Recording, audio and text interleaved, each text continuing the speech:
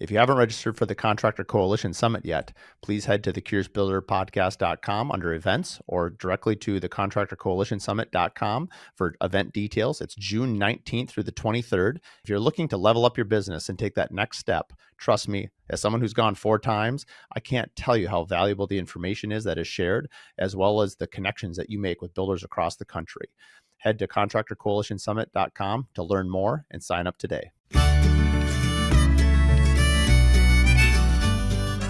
I definitely am a self-deprecating person. And so I bring that element of hopefully comedy. Comedy feels like a strong word, but hopefully a little bit of levity to a situation to let people know that if I'm showing up in front of you, I'm probably not going to be the most polished person in the room. And that's okay because I don't really want to be that person.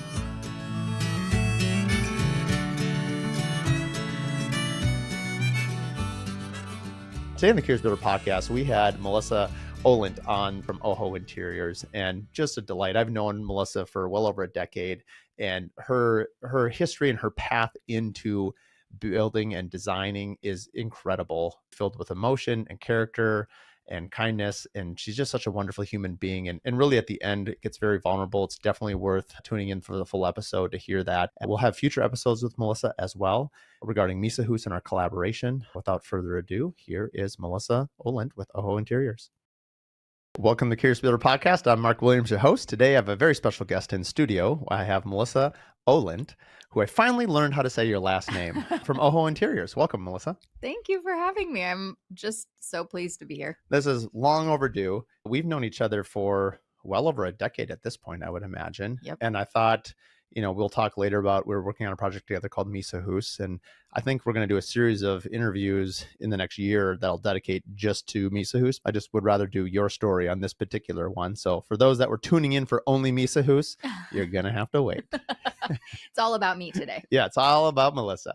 Well, let's talk about how we started. Maybe I'll go first. And just this, I think it was roughly 10 years ago. I think I showed you my note in the phone the other day that you and your husband, Matt, reached out to me. And I actually don't remember why. Meaning why me? And you wanted to build a wedding venue. Your past life, you were a wedding photographer. Is that right? I was. And you said, I want to build a wedding venue. Forget going to do the photography work. Let's bring them to me. And so we designed this really cool Lave house. Is that how you pronounce it? Love house. Love house. And so anyway, it's just really fun. We did that for a few years. You moved to Colorado. You became this amazing designer. Maybe you always were. And now the world knows it. And here we are a decade later working together on homes. And anyway, that was kind of my history. But let's walk through your path of kind of where you started and how you got to be into Oholendt that we know today. Yeah. So I did not go to school for design, but I've always loved design. So I guess I take that back. I did start college with the intention of being an interior designer, but had a very well-meaning professor understand that I was looking to be an entrepreneur. It was, it was 2001. It was a very different industry than it is now. And they could tell I wanted to be an entrepreneur. And they were like, I think you might want to reevaluate. That's just not what the industry was back then. And so I ended up changing courses, ended up going for a while. I worked in communications and I moved to Minnesota with my husband to go to law. He went to law school. I did not go to law school and found my way into finance, worked in finance for a few years and then really needed a creative outlet. And so photography was a natural next move for me. And it gave me the opportunity to be an entrepreneur, which I had always wanted to be. And so I did that for a decade. That's how you and I met originally. And actually how we met originally is our realtor gave me your name when we had been thinking about starting or building a wedding venue. And so that's how you and I originally got connected and started down that path. We couldn't get financing for it all. All was for the best plan because that was not the right path for me, but it brought us together and I photographed your family. And I remember you took May's baby pictures because that's why I know it was more than a decade because May is 9. Yeah. And I remember you taking some of our family photos. Yeah. What was that? Kelly Bollinger? Yeah. Yeah. It was. That's funny. Yeah, I know. And I think I've gotten an Instagram text from her just I'm so happy that you guys are working together on Mesa Hus. And I think that was so neat about I think the home space, but design, builders, maybe, just the relationships that we've been able to lucky enough to cultivate is just, it's so fun to see people be your cheerleaders, Mhm. regardless of where you're at in life. Cause like, you're just an amazing human being. And Oh, so it's like you, at the end of the day, like you get to work with people that are very talented yeah. and align with your business. But the idea that the primary reason is that I just think you're a good person and I like being around you. And I think we're very lucky in the space to have people like that. Yeah. I have a lot of people on our team, people that we engage with, our cabinet shop, our trimmers, and on it goes. And I think that's what's sometimes we talk on the podcast about, I feel like as builders, maybe designers too, but it's like therapy. Like we all have had difficult clients. And sometimes Mm.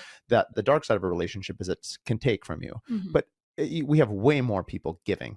And Yeah. I think you surround yourself with really talented, but really just good people that you enjoy being around. Yeah. And I feel someone just said this the other day that they tell their homeowners, it's going to be my new favorite line, is that the hardest thing that you're going to do is assemble your team. Mm. And you started with a good person. So, like, that's your intro line, regardless if it's you or me. And Yeah. it's true because I'm playing matchmaker. If I'm Yeah. the first one in the door, I'm like, is Melissa and her team going to be a right fit for this client? Right. And this architect, are they the right fit? And as a team, we now have really set the chance for the best success for everybody. Yeah. You Well, know? and I think what a lot of people may not completely understand going into a renovation or new construction project as clients is how intimate that process really is.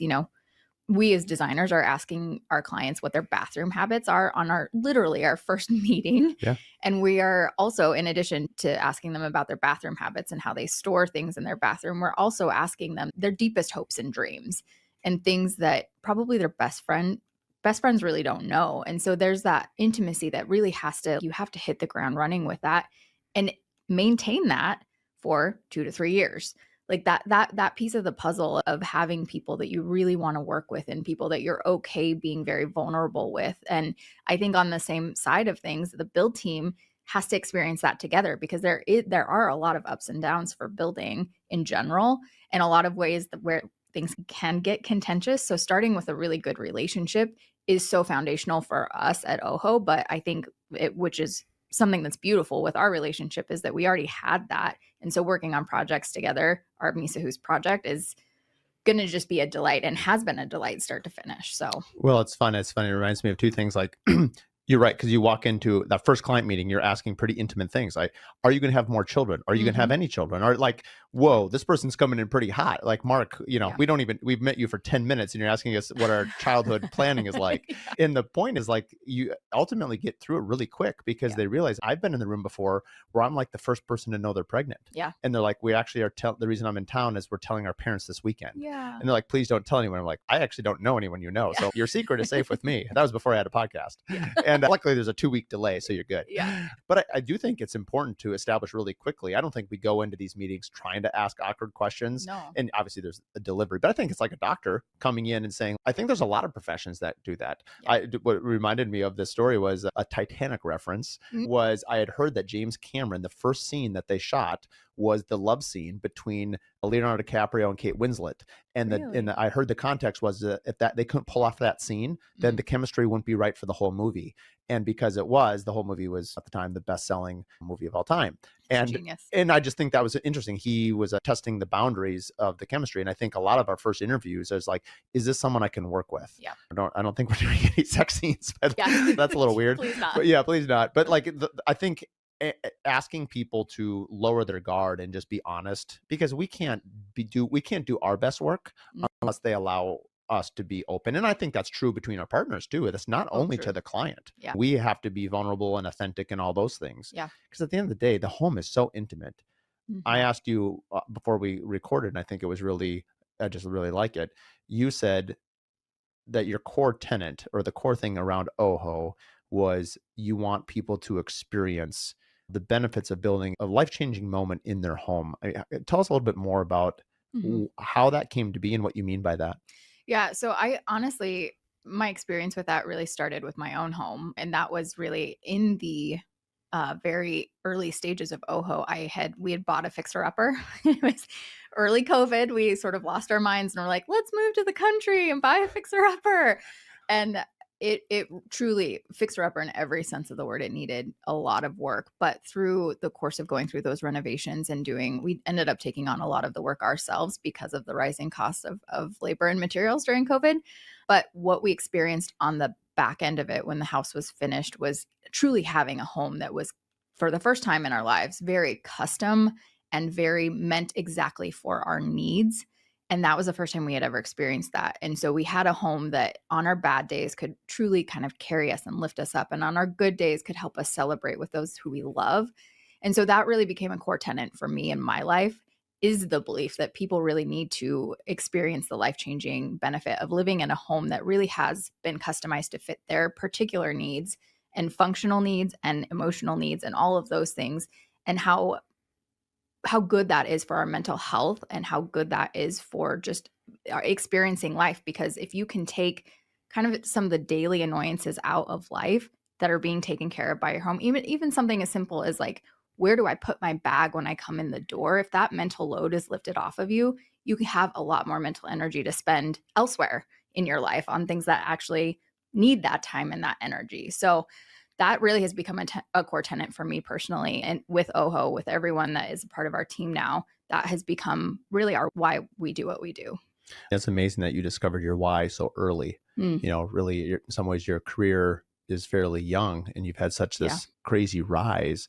But I think you're so true to your why. It Hmm. shows out in your work. Yeah. I think you have a very clear, I think when people look at your work, and yes, our style is important or your style is important and people can grasp onto it. But I think what's interesting is that the why behind it. I think a Hmm. lot of times when people look at design, they might see the pretty Things things, and which is fine, but yeah. like the why behind that, again, to me, it's another way of telling a story. Hmm. How do you have any examples of maybe clients that sort of discovered that along the Mm, way? And we're yeah. kind of you use this I like how you use this little, I don't know if you say no, you say this, but you often say this is a little moment of delight, Yeah. or you'll say, oh, this is going to be a little fun little moment of delight. And I really like that because it's true. Sometimes I'm not a very subtle person, and so I appreciate the subtlety of a home. As you walk in, you didn't expect something. You're like, ooh, that's a fun little moment of delight. Yeah.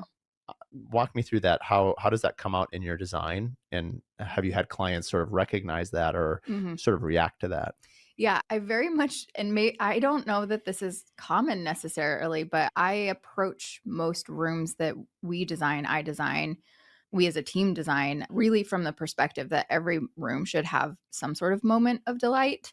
It can be just an unexpected moment. It can be like a side table that has horse hooves for feet. Like it could be something as simple as that, but it could also just be something that is construction wise is architecturally built into the house, almost a conversation point of sorts, to just something that really feels unexpected. And so I really do approach design from that perspective. But we have had clients that have come to us particularly for that, saying there's something about your rooms that just feels different from what everything else I've seen or experienced. And especially when they get to experience something at one of our homes, they really say this just feels different. Much like, a conversation you and I had yesterday, that about when people experience your homes, they just, something feels different. They can't articulate, but they can feel it. I think it's a little bit like, Hmm. Malcolm Gladwell had a well-known book called Blink, Yeah. and talking about your intuition. And we were always taught as kids, or at least my mom said, don't judge a book by its outside cover. Hmm. However, as a human, we're actually trained to do that. Yeah. And actually humans are really good at doing that. Now, I get like where that comes from, like give people a chance. And I'm not saying my mom is wrong. Mom, you're right. Mom, you're always right. Mom, you're right. But I think trusting your intuition. I had a client the other day. Sometimes we're wrong. Like I set up a Yeah. team that I thought was going to be successful, and the client called me and said, I was curious, why did you pitch this particular interior designer? Mm. It wasn't you. Oh, And thank the Lord. and it was and anyway, I went through it, the different reasons, and she said I just didn't feel a connection. And I Mm. said, maybe a younger Mark or a less mature builder or business owner at that time would maybe have doubled down on that. But as I've gotten older, I realized that no, you need to trust that. And I said to the client, I said, no, trust your instincts. I said, I Hmm. work with a lot of talented designers. And then, by the way, the designer I pitched is very competent and I brought them for a reason. But Hmm. if you're not feeling a connection, Hmm. like that's important. And and this is my bias. I feel personally, there's no shade at all on architects or builders with this statement. This is just my own personal belief. I feel that the connection between the interior designer and the client needs to be the one with the highest amount of chemistry. I Mm. don't know why I feel that way. I just feel that way about it Mhm. because I feel like they spend, you in your field and your colleagues spend so much time with the client about how they feel and the fabrics and the furniture and the color. And I'm not trained that way and I'm not nearly as good in that. And architects are really talented in their own right in different ways too. And we all are sort of good in everyone's playground a little bit. I feel like interior designers are really talented in that one. And I feel they're just really, I get calls from my good designers and that'll say, "Hey, Mr. and Mrs. Johnson, they could probably use a little phone call check in from you today. I can tell their energy is a little off." Like, and maybe that's because predominantly interior designers are women and they're more empathetic than men. I don't know, Mm. but I'm thinking back right now of designers that have called me and said, I think your client could use a touch in today. They need a little pick me up because the process is long. It could be a year, 2 years. And these projects go for a long time. You really Yeah. get to know people's body language. Yeah.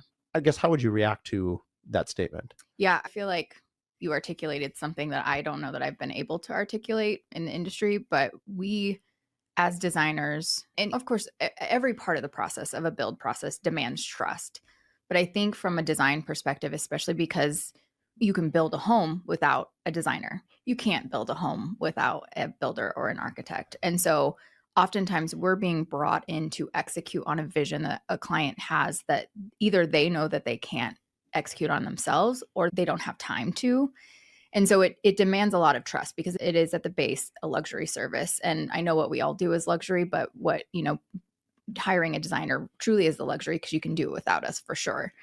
So I think there's this element of clients feel like, and oftentimes because they're engaging with us directly financially, separate from the builder at times, that that we're their advocate in the process. And what we know as designers is that we really are a team. Like it really is best when we're all a team, but we can also help them, make our clients feel like we truly are their advocates and truly be their advocates while still bringing that sense of partnership to an overall build team in general. So I can see why the chemistry piece of the puzzle needs to be, and I agree, it needs to be so strong between our clients because there is that level of trust that we are demanding from them financially, emotionally, all those things. And also they're handing us a lot of money and similar to you, but they're handing us a lot of money before they know that we can do what we can do. It's all based on trust. The Yeah. whole The whole thing. entire house is based on trust. And Yeah. in some ways, if it's not critical, it's just in some ways surprising. Think about it. What else in your life do you spend that much money on? Oh, And absolutely. I'm not saying that people don't or shouldn't do more or less diligence. That's not really. I think people trust their gut. Going back to the blink thing. I mean, I'll interview somebody one time and they'll be like, "Yeah, you're a builder." And Yeah. like, we might be building a $5-6 million house. Yeah. And like, they don't really ask for references.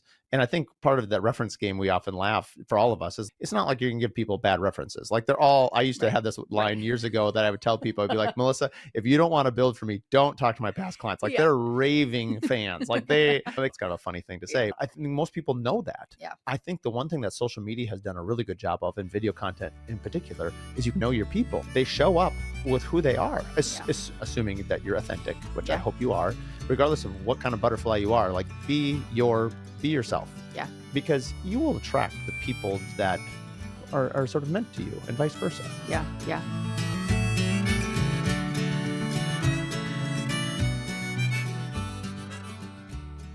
This episode is brought to you by Adaptive. If you're still chasing checks and juggling spreadsheets, it's time to upgrade. Adaptive is revolutionizing how builders get paid with AI-powered bill pay, automated draws, one-click payments, and built-in lien waivers. Faster payments, fewer headaches, and total visibility. Adaptive takes care of the back-end chaos so you can focus on what you do best, building. We've used Adaptive for 2.5 years and trust them to keep our projects moving and payments flowing. Learn more at adaptive.build and simplify the pay process today.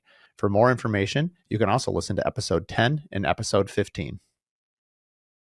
I do think a valuable team is one that talks, because sometimes the client, I've had it where the client, whether they meant it intentionally or not, I don't know, but they pit the parties against each other. And that is not obviously, I mean, No. it's a family dynamic. Yeah. If the brothers and sisters are fighting, like you need to get in the same room and just air it out. Yeah. It doesn't, Agree. the family unit needs to stay strong. And we need to reinforce each other. I've had Yeah. clients before where they say, you know what, we're tired of paying the monthly architectural fees on construction administration. Can we let the architect go? And I'll say, no. I said, you started with the architect. They had the whole vision. We're brought on, we're building it. The interior designer is doing this. No, you need to keep the team together. It's like playing a football game, getting in the fourth quarter and be like, oh yeah, I think we should replace the quarterback. You're like, Yeah. what? There's Yeah. like 4 minutes left in the game. Like that doesn't make any sense. Or the wide receiver, or however you want this analogy to go. It just keep the team together. Yeah, absolutely. And sometimes they just need to hear that. Yeah. Well, and I think similarly, I think sometimes clients just need to feel like they have someone that is their advocate on that, whether that in actuality is happening. Because I think oftentimes clients will be like, "Oh my gosh, can you believe that this happened?" And we can say, yeah, but the challenge of that is XYZ, and kind of help paint that picture and give them context for that. Because oftentimes, at least for our clients, this is, the second, third, maybe time that they've done this, or maybe it's the first time they've engaged with a designer, period, and a full design team in this way. And so giving them context on the process and being each other, honestly, like the build team's advocate too, is the best way to have really a best collaborative result, but also have the best results for our clients at the end. Because no one ever wants a client who by the end of it, they're like, oh gosh, if I ever see that builder again, I'm going to like punch him in the face.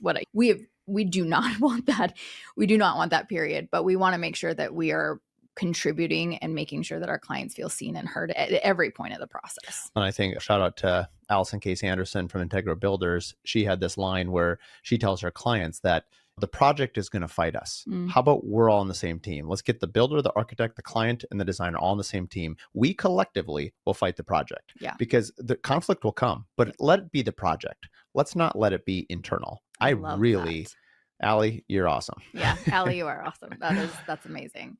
One thing I wanted to say about your point about social media, I just did a speaking engagement where I spoke on selling your work. And if you know me or come to know me, you'll know that I'm the least salesy person you've ever met in your life. I would rather like give you something than sell you something, but it's a natural. I have to be a salesperson. I'm a business owner. I have 8 people on payroll. I have to sell things. So I think one of the biggest things that we have to our advantage in this day and age is social media as a selling strategy.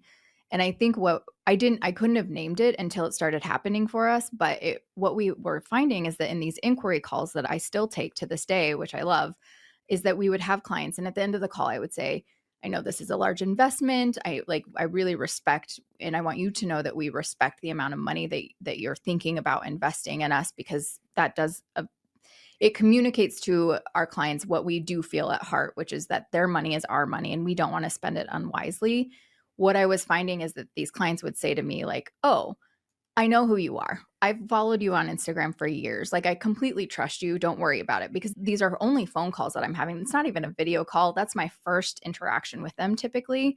And usually that's the only interaction I have before they're signing a contract. And so for them to be able to have one phone conversation with me, and not even often their lead designer for their project, but be willing to say, okay, I'll spend hundreds of thousands of dollars with you, Oho, without ever having met us in person or having interacted, like that's such a powerful selling tool without selling. Like, and all I'm doing on Instagram is sharing my silly life and sharing like all of the beautiful, hard technical things that we're doing behind the scenes from an interior design process, and us having a little bit of fun too. And that was enough of a trust building exercise for clients willing to come in and say, here's hundreds of thousands of dollars of my hard-earned money. Like that is powerful.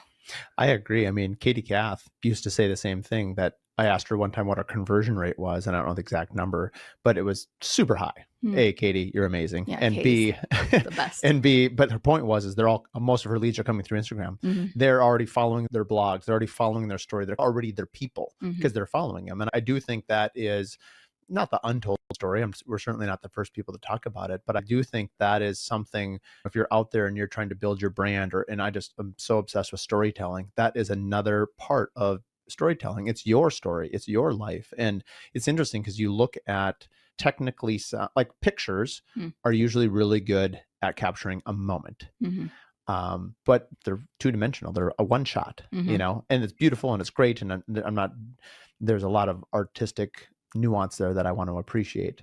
But like a video, like it has softer edges. It's painting the picture. And I thought of this analogy earlier that maybe it's fair to say that the builder and the architect are black and white drawings, but the designers add color. And you think about color popping off the page and the depth. And again, it's a collaboration. This isn't meant to be a interior designer love fest, but it is. It's just I just really love. I also think. Tell me if you think this is accurate. I was recently mentioning to somebody, to one of our sponsors, about I think, and this is, you do work all over the country, so I'd be curious your perspective on this. In Minnesota, it has historically been the builders are one of the first because we have the oldest parade of homes in the country, 75 years old. The artisan home tour, like people are trained going to parade homes and the builders owning land and building homes and coming to them. In other markets, it's architects or designers. But in Minnesota, it's predominantly art builder first. But I think if you were to have a Venn diagram of these three groups, builders, designers, architects, I think collectively across the country, in terms of if you were getting market share to how the client comes into building, remodeling, or designing, I think the interior designers are fast, very fast, outpacing architects and builders in terms of market share of being the first person in. And my hypothesis on this is social media and photography and video predominantly, because you look at like the power of Pinterest and the power of all these videos that people see things and they like it. They like it. They're looking at images and videos, but it's not about, and that's my hypothesis. Do you think that's true? Have you seen a power shift, not only from before you got into the designer world, but even like now you've had a meteoric rise? Mm. How have you sort of either harnessed that or noticed that? Yeah, you know, I believe in the power of niching down. Like particularly for our business, it has been exceptionally powerful. Once we really, and I say we, but I mean I, once I really honed in on who Oho was and who I wanted Oho to be, that was really when things started changing for us. And that was both in terms of obviously from a brand perspective, understanding like who we were, what our voice was, all of those things, but really understanding aesthetically how we were going to show up in the world. And once we niche down, and we're very cottage traditional, like that is who Oho is. You look at all of our photos, and that is, we couldn't be more that. But don't give me 12-foot ceilings in a house, please. I don't love that. It's not cozy. I will make it cozy, but it's not cozy inherently. So what I'm saying is that we have a lot of people, especially nationwide projects, who come to us. I mean, all of our clients at this point are coming to us specifically for that aesthetic, but we find nationwide, we have a lot of people seeking us out because they can't find that in their area, or they can't, they weren't able to find that, but they found us on an Instagram rabbit hole. And so oftentimes we get brought in that sense. And then I think the personality piece of the puzzle also has to play into that. The personality and the brand and all of those things plays into that. But I think it really does start with like, oh, you're the first person that I've seen that is designing a house that I have in my head. Or not Instagram, Pinterest. Pinterest is such a powerful tool, like we talked about earlier today, of being a good driver of sales because it is so visual. And so someone can see your image on there, have pinned it to a board and be like, oh, I see, oh, there's an Oho image and there's an Oho image and there's an Oho image. Like maybe I need to call this person because clearly I like their work.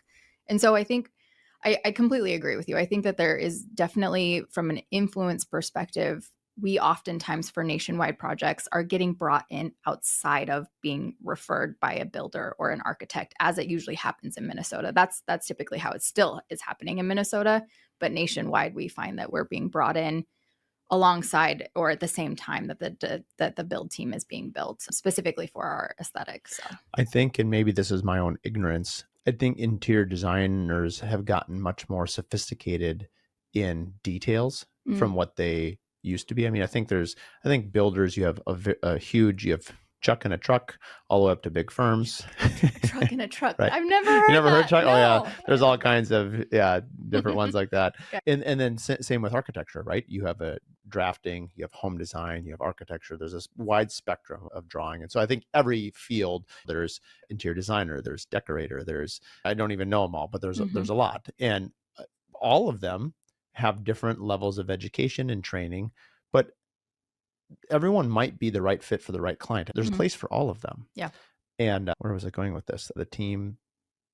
I kind of lost my way when I Is got. it that the builders can like build in multiple styles and architects can design in multiple styles?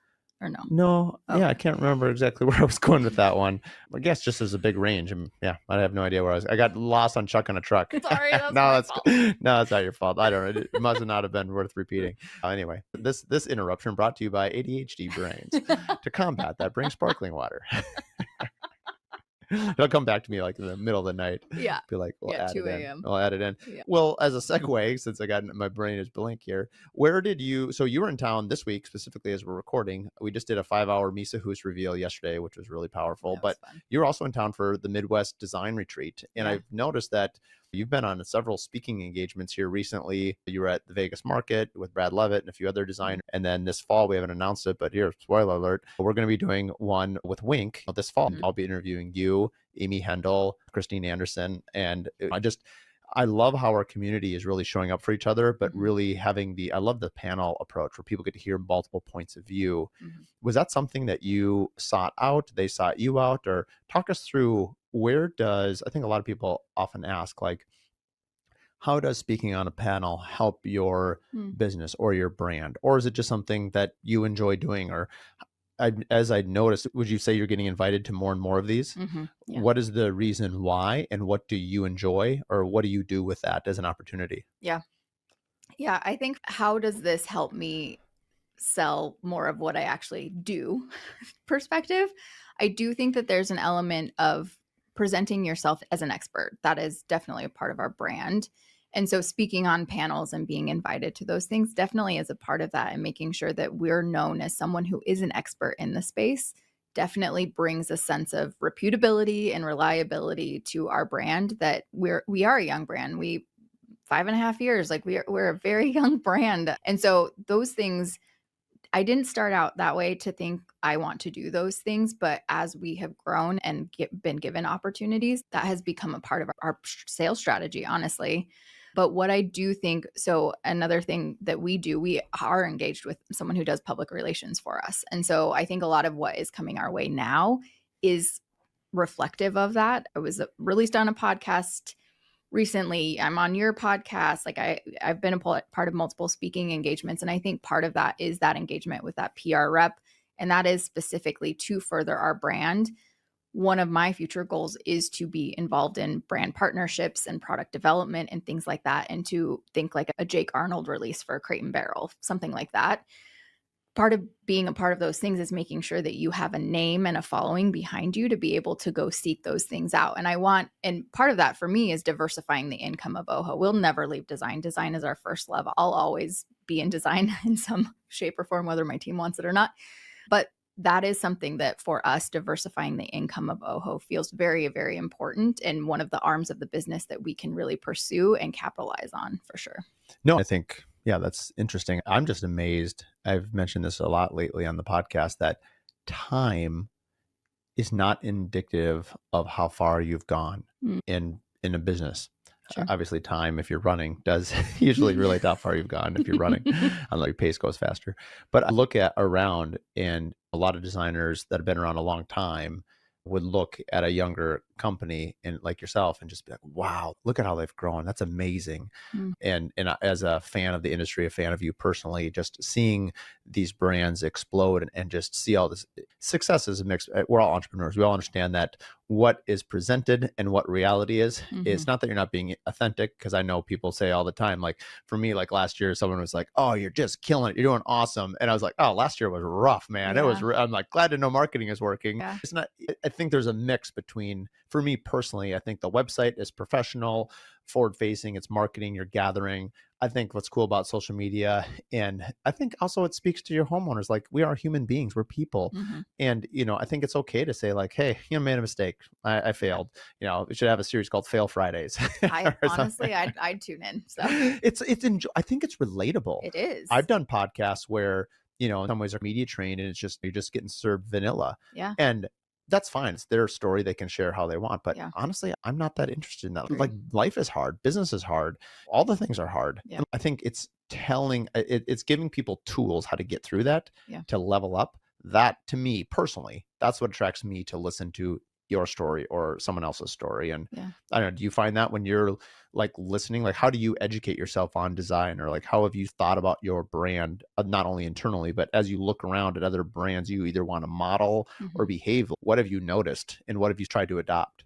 Yeah, and I think just to hit on something that you said, that vulnerability, sorry, that word is very hard for me today, but I think that that is something that events like the Midwest Design Retreat or panel events or the Curious Collective, things like that offer an opportunity for people to be vulnerable with each other because inevitably we're all facing similar challenges and we're all business owners for the most part. So showing up and acting like you have it all together, like that benefits no one. It's you most of all. And so what I've experienced is that those events tend to be most honestly game changing for me personally, but I hope the people that are experiencing it as well, is when there is an opportunity to be vulnerable and say like, hey, I really messed this up. Like, hey, one of the first projects I did, I took $9,000 as a design fee and it went on for 3 years.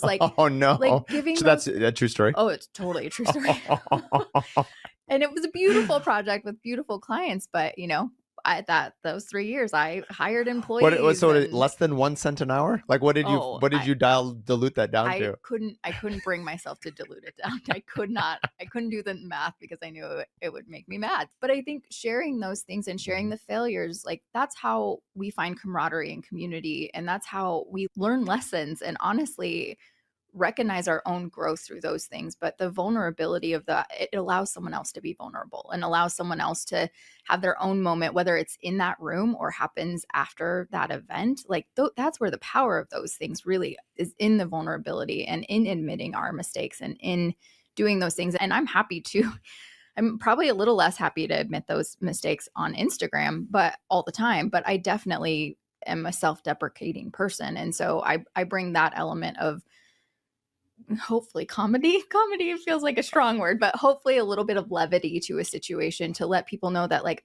if I'm showing up in front of you, I'm probably not going to be the most polished person in the room, and that's okay because I don't really want to be that person. I would much rather be a person that you can connect with on a real level instead of someone who just shows up and it's like, oh, she has it all together. Like, no, no, she does not. I think we're also in the home space, right? I mean, Yeah. most people are, I mean, sure, use the word struggle. I'm thinking, we're balancing life, business, children, Hmm. all the things that go with life. And so being relatable to your clients as well, right? So Yeah. like if you're working for a young mother with children, like, you have a family, I have a family, it's like it becomes relatable. Yeah. Like, and you often tell personal stories. Like, sometimes you'll get to a moment, and I probably share more than the average person with my clients, and Same. they must humor me, but I'll be like, my son did this, and this is, and like in a way that it relates to their home. Yeah. Hey, maybe you want to put tile up a little higher because little boys don't always hit what they're aiming at. Yeah.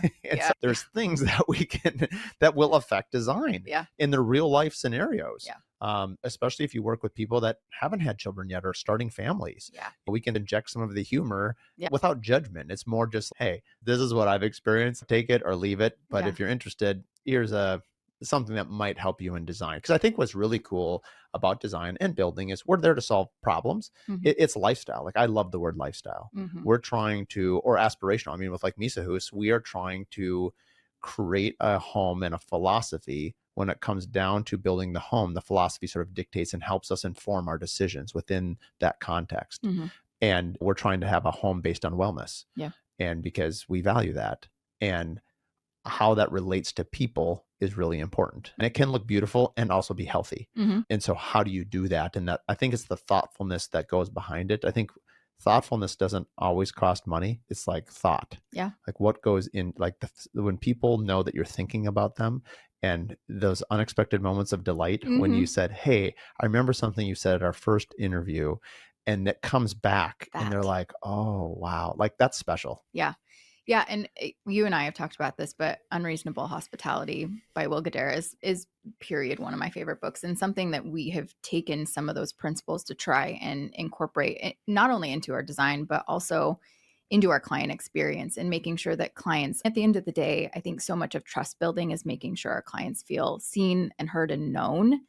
And so much of that can be done by saying, just very simply, like, hey, you told us that you guys met at, your college. I looked up your alma mater and I saw what their colors were. And I thought in your primary bathroom, it could be kind of cool if we did your primary bathroom tile in dark green and white, which are your alma mater's colors. Like having that experience of showing up to a design presentation and letting someone know that you took what they said and you are trying to translate in a way that is in a design-led way, but in a way that is so custom to who they are, brings up joy from their past. Like how cool is something like that? Like that just brings that reliability and that trust that clients can't help but just be like, okay, cool, I can't make another decision without you, which really is ultimately our goal, whether we say it out You're loud like, or I not. agree. Yes, Yeah. you're right. Exactly. So I think that those moments of delight are important both in design and in our process. But I also think that experiencing that with the build team too is also an opportunity to say, hey, I'll bring how many guys are on site this Friday? Like, let me show up with some pizza and some sodas for Friday afternoon lunch kind of thing, that like you can really contribute and really form relationships in that way. So Right. Or on April 1st, we can get Carl a donut since we know he hates donuts and it's a joke.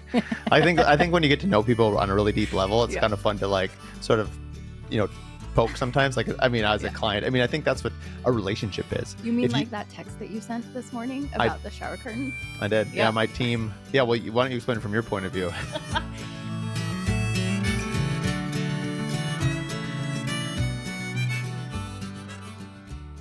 This episode is brought to you by Pella Windows and Doors.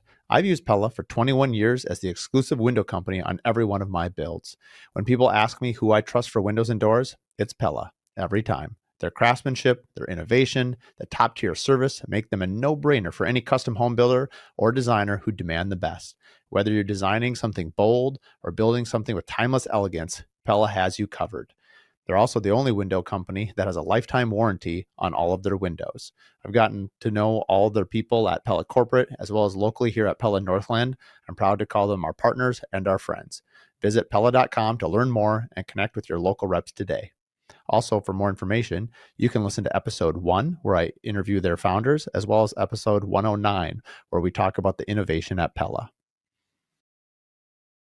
Thankfully, I saw this on your social media before you sent me the text, but Kate and myself, is one of our lead designers, and myself are the two designers on Misa Hus, and we had this epically long, wonderful presentation yesterday with Mark and Carl, and we had talked about a bunch of beautiful things, but I get a video, both Kate and I get a video this morning of Carl and Mark together saying like, hey, we just wanted to say a design presentation went really well. It was really beautiful. We had this idea. You didn't really show us what you were going to do in the Jack and Jill bathroom for the shower door. So we had this idea, and all of a sudden this picture of this shower curtain with like a raccoon with like Uzis. Is that what? Yeah. Giant guns on top of a shark. Is that what it was? Yep. Shows up in my text message, and I was in the middle of something, so I couldn't respond. But in my head, I was like, over my dead body. But like those moments of poking and razzing like that. Life is short. You got to have some humor. To your point, really I think humor is my number one. I like it when you can get with a client. Sometimes it helps diffuse a difficult situation. I've had a number of times where clients have been like that client, like too soon to joke and like breaks the ice or something like that. Yeah. And so, you got to read the room. It's timing, obviously, and I don't always have it perfect. I've definitely tried to go in with a joke that landed flat. It comes with the territory. We all have. I actually think this is a great idea. It'd be really fun to do an open mic to like your peers, to do like rent out a comedy hall and like just like I would just be sweating. That's not my jam. No. I know, but think about it. Yeah, you could set a topic like, epic fail stories. Like I actually have this idea in my head. Like I would love to do a podcast or a video. I don't know how this looks, but like all these well-known brands, all these well-known people, because we all fail all the time. Mm-hmm. And so like I would love to do a series of just fail videos or like fail stories. Yeah. And like, but all of them. Like I am successful because I've failed. Yes. And it's true. I 100% believe that. I don't Yeah. quite know how. I need a James Cameron to write the story of how to weave that together, but I think it'd be powerful. Yeah. I agree, because I think there is, if anyone thinks that, someone that they look at someone that they admire and they're like, oh gosh, they must have never failed. Like that's a fallacy, right? We fail every single day, and we just pivot and try something new. And what's the percentage? Something like 80% of businesses fail within the first 5 years or something like that. Sounds probably higher. Who knows? And I think it's because failure can be completely debilitating, but the power of a great business person is the ability to take that, learn from it, and pivot and do something different and pick yourself up. Brad Robinson, a good friend of mine, he leads one of our Curious Builder collectives in Atlanta Yeah. with Bradford Custom Homes. He was on the podcast. He comes on quite a bit for 20-minute Thursdays. Yeah. But he said something in his interview last year that really struck with me. He goes, I've learned to fail. When I fail fast. Mm. And he tells his team, he's a great team builder. He's got like 5 businesses. He's so talented at empowering other people. Mm-hmm. And he's like, failure is fine. In fact, failure is expected. Mm-hmm. But that means we can get through it quicker and then rebound. Like if you have a fail that you just sit in it, Yeah. like you're not doing anybody any good. Yeah. Moving past. I remember asking Brad Levitt one time, and somewhat related, is like, how do you manage so much? And his comment was, I never leave anything on the fire too long. Like basically I deal with it in the moment and I move on. And there's a principle actually called one touch. Have you ever heard of one touch? No. And I wish I was better at this, but like you read an email, you only read it once. You read it and you respond and you move on. Like you don't let it sit in your inbox. You don't delay. You don't take all the easy ones. I know it's a hard one, but it's one touch. Yeah. So the idea is like, think of how much more efficient you are if you only touch something once. Mm-hmm. Like if you're not going to do it, don't read it. Yeah. I think it's human nature to take all the easy ones. I mean, there's the book, Eat That Frog. Oh, have you heard about the concept?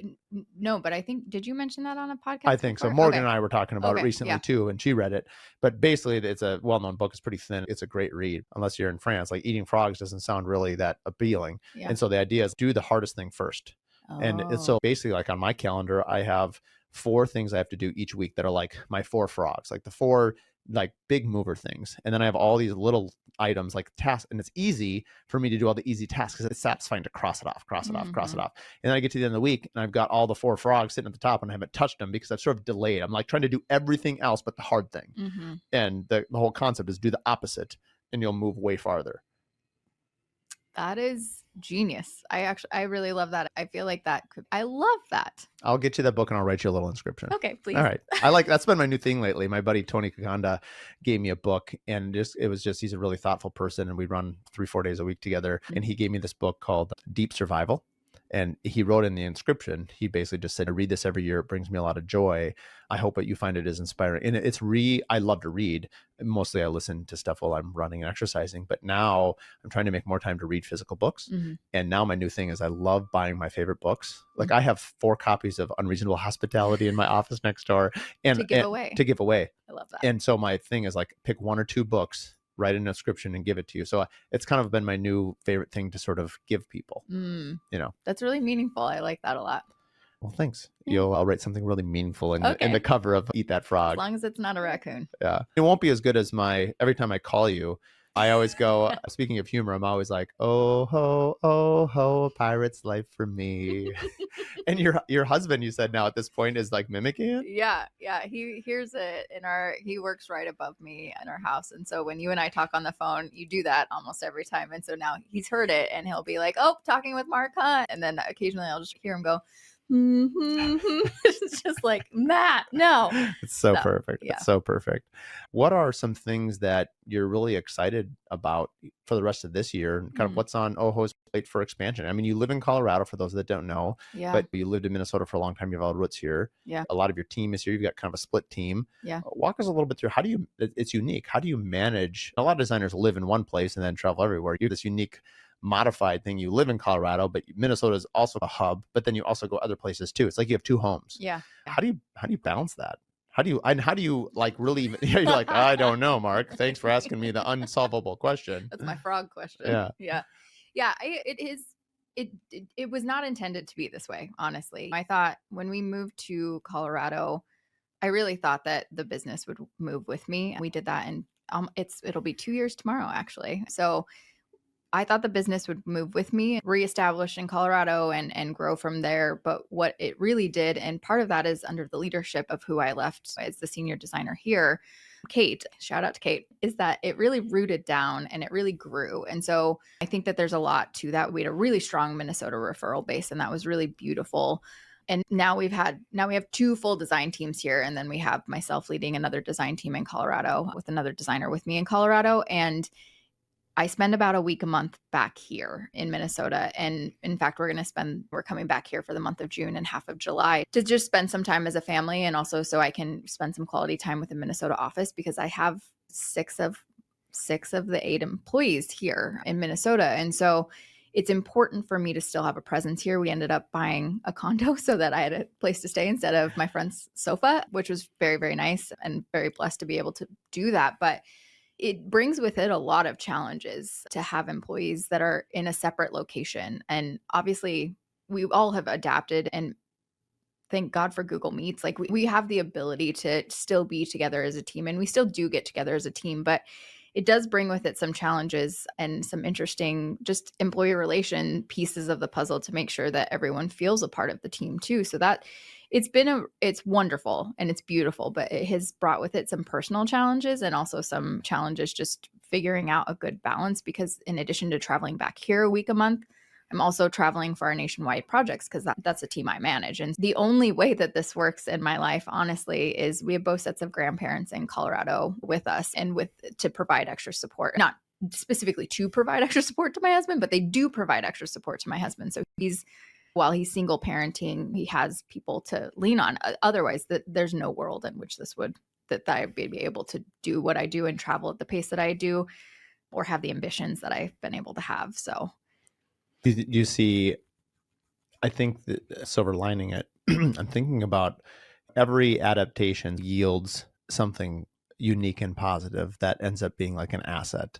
I think what's probably really interesting, and I know Kate fairly well, we'll talk a little bit in a minute about builder, designer, architect row by where we live, but your team sort of gets a leadership crash course because they are, obviously you're together, you're very well connected, but the idea that the owner of the company is not always there sort of allows them to see themselves as an owner, I would imagine. I don't know. I'd love to hear your point of view on this. And I've talked recently, I've met a couple of people that have left the company that they were with because they couldn't see any future at the company they were at, because the people that were modeling the behavior above them didn't see any place for them to go.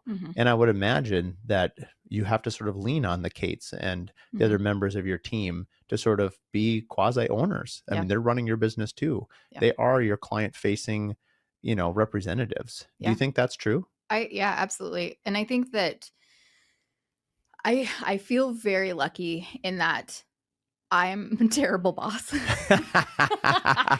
I'm lucky that I'm a terrible boss. I'm lucky that I'm a terrible so boss. funny. So are all of my employees. They're lucky, but I offer a lot of autonomy because being a boss is not my natural inclination.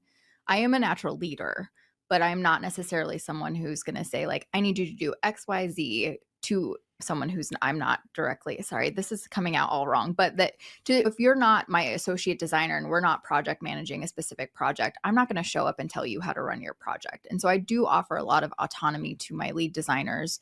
But I also, in addition to that, I came into the industry not knowing anything about basically anything. And so I was a sponge, and I still am a sponge to people who come in and say, this process is okay, or hey, this process absolutely is terrible. We can improve it in XYZ ways. And that has offered my team a lot of ownership to be able to say like, hey, I was able to come in and we were able to change this thing on a dime, and look at how efficient it is, or look at our profit margins, look at how those things have changed. And so I think that there's this element of offering my employees the ability at any point in time to come to me and say like, this is broken, we need to fix it. And I have an idea about how to do that. And I leave that door open on purpose because I really particularly believe that I thankfully hired people that are much smarter than me and are really capable of coming to me and saying that like this is from a place of, hopefully I can come from a place of no ego, hopefully, but they can come to me and say those things, and I open the door for that. And we also have, yearly strategy meetings where we meet as a group to kind of talk about the challenges, review the numbers, making sure that everyone is aware on this project, here's what our profit margin was, so that we can all really like rising tide lifts all boats within our own firm, which has been really special about this kind of particular setup of me not being there every day, for sure. No, I mean, that's really neat. What I alluded to before is it's a pretty unique story, and we'll bring this up in our future podcast with Misahu. So the idea that Carl is my neighbor And so he's leading all the architectural design. And then Kate is your right hand senior designer. She is Carl's neighbor, and I'm the Yeah. builder. So what a funny story. And we'll capture this, I'm sure, in some written article at some point, because it's Yeah. just too good of a story that you have builder, architect, designer, 3 homes in a row working on a project. That's just wild. How could It's you could never insane. make something like that up Yeah. in 1,000 years? Yeah. It's like not a romantic comedy. That's not what I mean, but Oh, it's a it's comedy. It's a comedy. You got that part it's right. I think if you I mean, certainly, Kate, we've had these discussions about, like, was my husband in a robe when he saw That you, was so funny. like that. It brings a little bit of levity to, a relationship that already has levity, Well, but and we that love was a it. big reason why I work with Carl a lot. But also, one of the reasons I got into ultra running was Mm, because when I moved to, that part of Minneapolis, Carl was my neighbor. He's been doing it, Ironmans and ultra running for decades. yeah. And I'm someone that, okay, let's do it. And so Yeah. now it made, not only was a very talented home designer, but also in because the Misa whose home is all about wellness, the Hmm. idea that he sort of embodies that as well. Really does. And that was something that's been a big part of my life. I mean, and again, we'll save this for a future episode, specifically with Carl and you and I together, but like that informs a lot of the thought process and sort of the storyline behind this home that we are Hmm. collaborating on. And so anyway, it's just fun to have this really deep personal connection, and it's just really unique. Yeah. And so I think that's just another reason that I get excited about it. Yeah. Well, and it's brought definitely for that project specifically, just as we're talking about Spec House, we have your family in mind as our archetype for the house, but we don't necessarily have a family specifically with which we're designing for. And I think that has allowed the three of us or the four of us with Kate to really take on that family mentality and like with the razzing and with all of those kind of fun things that come into play too. But also be able to challenge each other in a way that it is really interesting and really does make for a better end product. And I think that is, gosh, that is something that I have not experienced before in a project. I So, mean, it's pretty unique. I mean, I actually have told this many times, but like I think designing a home on a blank piece of paper is incredibly hard hmm, because it could be anything. yeah, And I think I needed a touchstone. And the reason we developed the brand was to have a philosophy to lean on. hmm, My favorite quote last year that I've said 10,000 times at this point is boundaries create freedom. mm, Sometimes budget's a boundary, sometimes the land, the client, the architect, the designer, the builder. There's a number of boundaries we can find. yeah, But I think designing for a homeowner is not easy, but like maybe we're so trained at doing it, is that we're really listening to what they say, hmm, and we're already limiting things that won't be a fit. yep, They're saying warm, they're saying cozy, yeah, I love traditional, I love timeless, all these things that you're crooning at would be like, okay, well, we're not showing them contemporary or modern. I mean, yeah, you from the first time you meet them, whether you meet them in their home, how they dress, what they drive, like it's already starting to inform how you're going to design with them. yeah, And I just think that's what's really cool. It's a creation. I think this industry is so full of creatives. hmm, It's just really fun to be a part of it. yeah, absolutely. Yeah. In a world where design can be anything, it is, the design of a home, even the architecture of a home can be anything. It really is, Hmm. it's fun. Have you found that the design community is very welcoming to you, in particular, just because you're a young brand? Do you feel that? Do you look around and say like people are like, yes, come on, or do you feel that some people are like, oh man, they've had so much success, like the new kids on the block, or Yeah. have you had both? If they are thinking negative things, they have kept it to themselves, thankfully. It being at these speaking engagements, it has been very interesting because I am typically one of the younger people. And I don't mean younger as an age, I just mean younger firms in general. And that has been very interesting to be on that side and be honest speaking, having been asked to speak, because I find people come up to me afterwards and say, I just find your story so inspiring. You've done so much in 5 years and you're going places. I obviously, our story their story will be unique to them and our story is unique to us. But I think that if we can come in and say like, listen, I didn't have any education.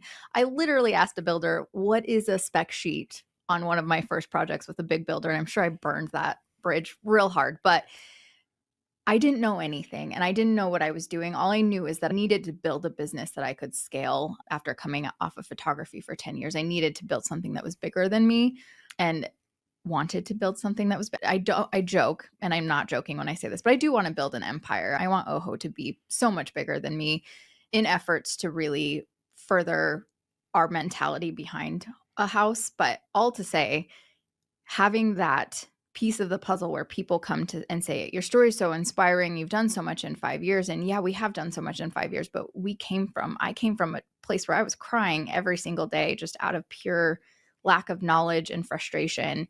And for myself to be able to look back at that journey and say, like, look at how far we've come. And especially for someone like me who's like, okay, we did this really cool thing, check mark, on to the next thing. Sometimes just being able to sit and kind of recognize that success via someone coming and saying, gosh, you're so inspiring, like, helps me kind of take a look and sit back and say, like, okay, yeah, what we have done is something really special, and really helps further me on to the next thing too. I was going to ask you earlier about photography. What do you think Mm. it is about photography that has helped you sort of shape your business now? I think you alluded to it a little bit that, you were the photographer, and certainly there are some businesses that you can scale a photography, but it's scaling is hard. Yeah. Was that a driving force that you wanted work to be happening that wasn't only you? Like, walk me through that thought process. Like, why I wanted a business I could scale. Yeah, but also, like, do you ever think now of, like, because sometimes we're driven by what sort of inspires us or encourages us, and sometimes we're not running from, but we're running away from the thing we don't want. And Mm, correct me if I'm wrong, but it feels like, hey, if you're a point and shoot photographer, but it's like, hey, there's only so many hours in the day. There's a mhm, limit to what I can do. mhm. Was that kind of the thought process between the yin and the yang, or am I misreading it? No, no, that is part of it. I will say, from a very vulnerable place, and this was honestly one of the impetuses for Love House, was that we had a very personally kind of tragic year. Like, we found out we couldn't have kids biologically, and my mom was diagnosed with cancer, and my grandfather, who I had a very close relationship with, passed away very unexpectedly. And so I had to still show up to those wedding days and still act like it was the best day of my life for my clients. And I wanted to do that because I loved them so much, and I did do that. But it was devastating personally. There were often cocktail hours where I would be crying in a bathroom. It's just like, I'm far enough away from it at this point to be able to admit that. But I knew that I needed a business where I didn't have to be the person who was contractually obligated to show up. And so I needed a business that could be bigger than me, where I didn't, if I had a personally tragic moment, I didn't have to, like, show up and I be mean, like, best day ever. I bet there's a lot of undry eyes right now listening to that story. I think, yeah, I can't even imagine what that would be like, to be faced with all that emotion every single time you're asked to show up on someone's best day of their life and Yeah. present and be what you needed to be. Right. But I also, in that process, and I think this was where I came from as a photographer anyway, knew that photography could capture emotion. And honestly, those years, the kind of that year specifically, and those kind of subsequent years, were truly some of the best work that I ever did, because it came from a place of such emotion, of making sure I'm capturing that bride and her grandfather, because, like, I just lost mine and I understand how important that is. And so, the ironically, the silver lining piece of the puzzle is that it truly made me better, but it also kind of showed me that I needed to find something else. And it took me, gosh, it took me 4 years, I think, to figure out how to kind of transition out of the industry and into something else. But once I came out of it, knowing photography could capture so much emotion and hold so much emotion, really was a driving force for us in capturing our work too, because I do know the power of photography. Now, I don't do any of and I haven't done any, well, that's not true. I did photograph one project that has never seen the light of day, but I don't capture any of our photography now. We bring in people who do that, who are very, very good at architectural photography, particularly in interiors photography.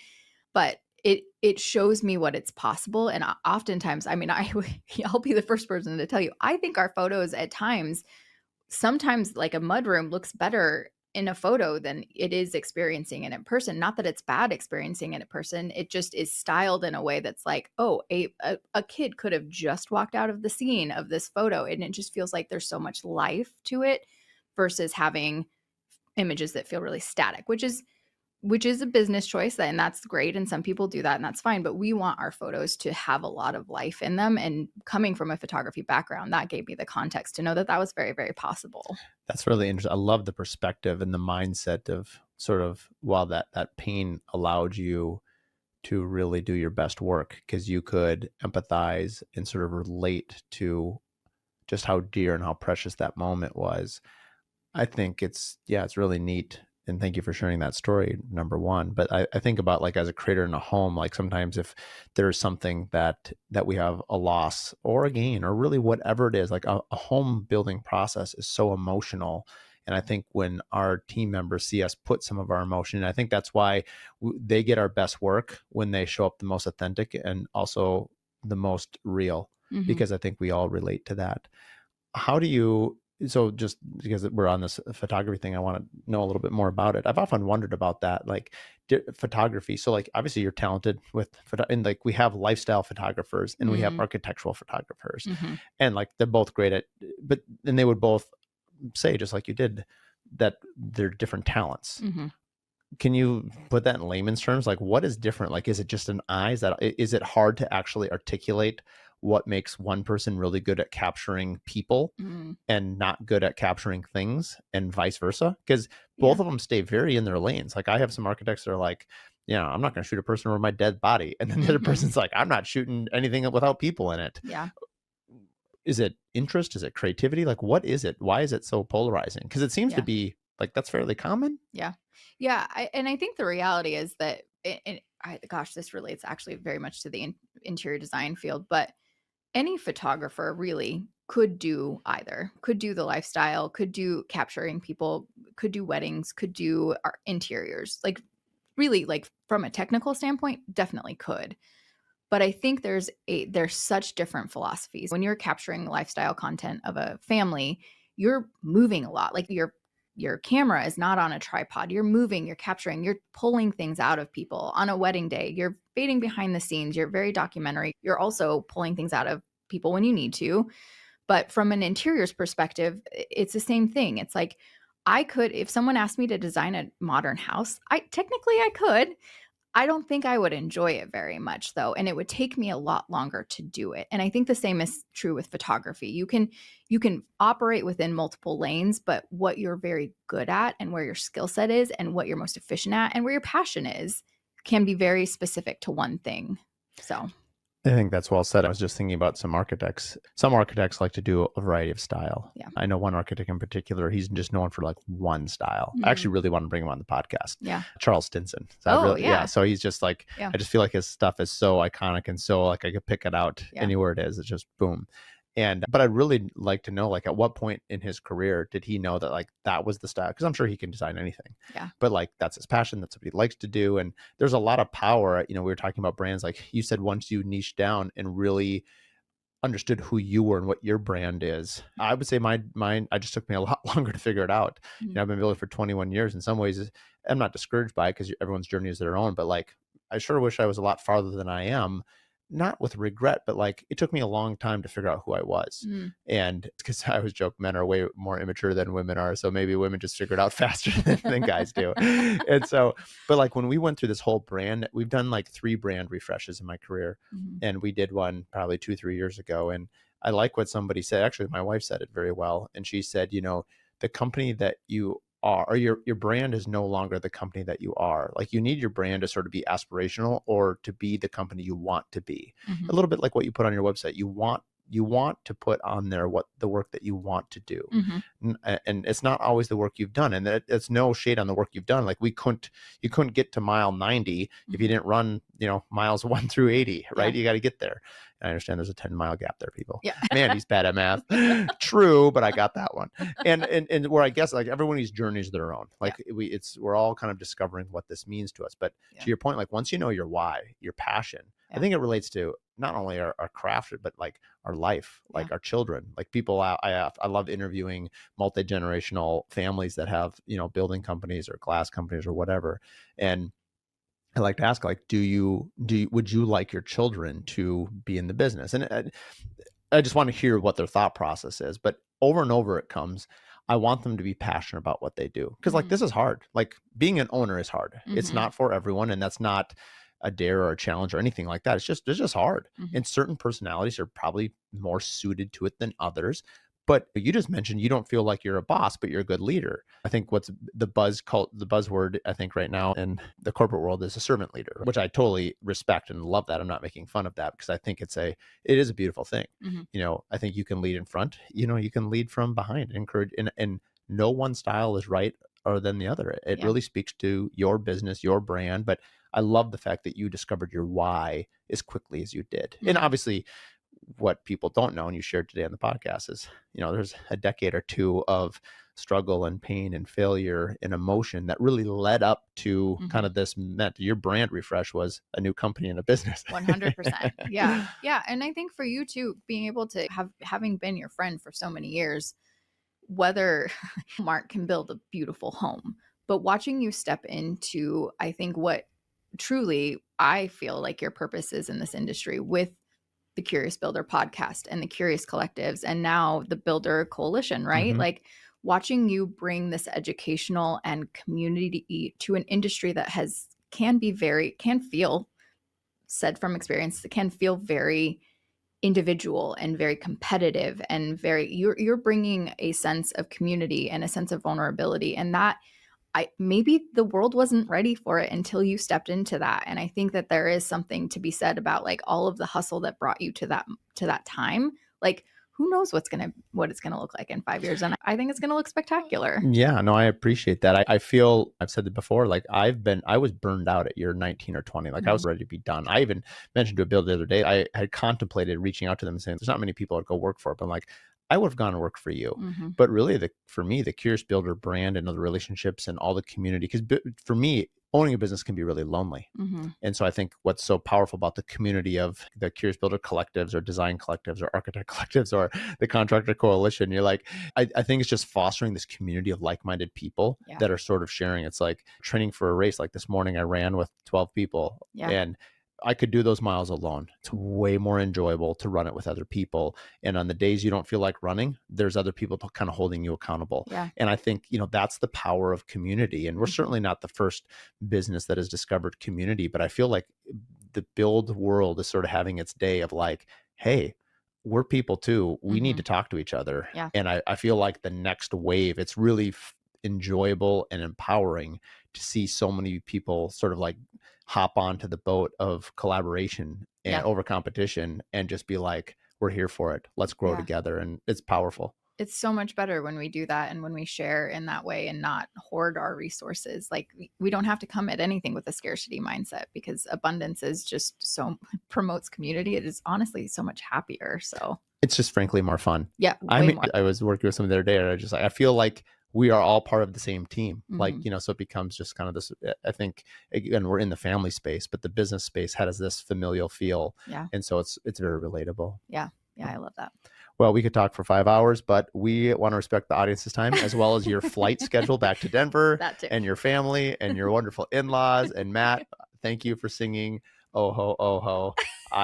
We will have a future collab. Maybe we can sign a record song deal. Oh gosh, If thanks. you ever start a podcast, I want to throw my name out there that Matt and I can do a duet for your intro music Oh to my "Oh gosh. Ho, Oh Ho." Okay, noted for All the right, future. just putting it out there. Yeah. Thanks again for tuning in the Curious Builder podcast. You can find us on Mondays for episodes of builders, designers, architects all across the country. Thursday are 20-minute Q&As.